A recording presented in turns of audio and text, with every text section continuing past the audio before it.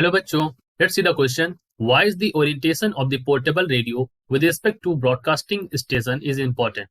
Right, ये हमसे question पूछा गया है कि जो रेडियो होता है उसका जो ओरिएंटेशन होता है with respect to broadcasting station is important. यानी कि जो हमारा रेडियो एंटीना होता है that should be align in the direction so that we can get the maximum frequency और क्लैरिटी भी हमको मिले। So what is the reason behind this, ये हमसे पूछा गया क्वेश्चन। तो the key concept that will be used in answering this, देखिए यहां पर क्या होगा।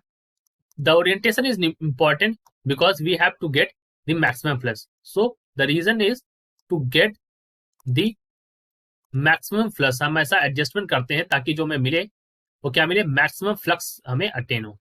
Right, so to get the maximum flux orientation is important. Orientation is done और ओरिएंटेशन इज इंपॉर्टेंट। अब देखिए यहाँ पर क्या है, जो हमारी रेडियो वेव्स होती है एक प्रकार की इलेक्ट्रोमैग्नेटिक वेव है, यानी कि ईएम वेव जिनको मैं बोलता हूँ। अब इलेक्ट्रोमैग्नेटिक वेव्स में अगर आप देखें तो इसमें दो तरह की चीजें होती है। इलेक्ट्रोमैग्नेटिक वेव में इलेक्ट्रिक वेक्टर होता है और मैग्नेटिक वेक्टर होता है। राइट, यहाँ पर क्या होता है, एक होता है इलेक्ट्रिक वेक्टर और एक होता है हमारा मैग्नेटिक वेक्टर। ये दोनों जो वेव्स होती है इलेक्ट्रोमैग्नेटिक वेव्स, ये चलती कैसे हैं, इनका जो electric vector magnetic vector they are perpendicular to each other. E and B are perpendicular to each other and they both are perpendicular to the direction of propagation of wave. They both are perpendicular to the direction of propagation of wave. Direction of propagation of wave.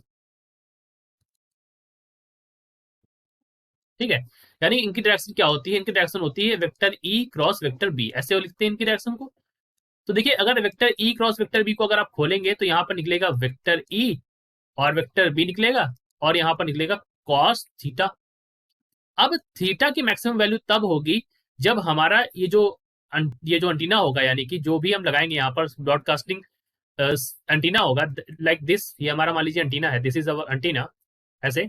तो ये जो हमारा antenna होगा तो अगर ये जो ई cross B है, यानी कि जो इसका जो हमारा इलेक्ट्रिक वेक्टर है और जो हमारा मैग्नेटिक वेक्टर है, इसके मान लीजिए इस तरह से वेव हमारी चल रही है, तो इसमें वेव की जो डायरेक्शन है कुछ इस तरह से है, तो हमारा जो एंटीना होना चाहिए that should lie in this way. Okay, तो यहाँ पर कॉस थीटा, यानी कि थीटा की वैल्यू मैक्सिमम कब हो, theta is maximum, cos theta maximum कब होता है, कॉस थीटा मैक्सिमम होता है थीटा इज इक्वल जीरो पर। सो कॉस जीरो की वैल्यू क्या होती है, 1, यानी कि ये मैक्सिमम होता है। अगर ये परपेंडिकुलर हो गया यानी थीटा इज इक्वल 90 हो गया तो यहाँ पर क्या हो जाएगा, ई क्रॉस बी की वैल्यू जीरो हो जाएगी। ठीक है, इस वजह से हमारा ये जो होना चाहिए इट शुड बी, तो antenna should be parallel to the electric and magnetic vectors. But ये जो वेव्स होती हैं ये electric magnetic vector they are moving perpendicular to the direction of propagation of wave. So इसलिए इस वजह से जो हमारा एंटीना होना चाहिए that should be perpendicular to the direction of propagation of wave. So हम कह सकते हैं, let me write it down, the plane of radio, the plane of radio must be perpendicular to the direction of broadcasting station, direction of broadcasting station। ठीक है, अब ऐसा क्यों होना चाहिए, so